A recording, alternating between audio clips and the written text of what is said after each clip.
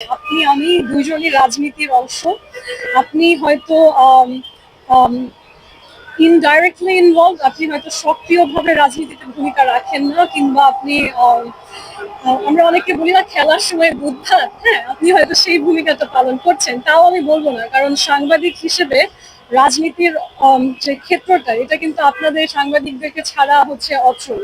মানুষের কাছে পৌঁছাতে, তথ্য পৌঁছাতে এই সাংবাদিকতার সেক্টরটা অনেক ইম্পর্টেন্ট। তো আপনারাও রাজনীতির একটা ভালো সক্রিয় অংশই।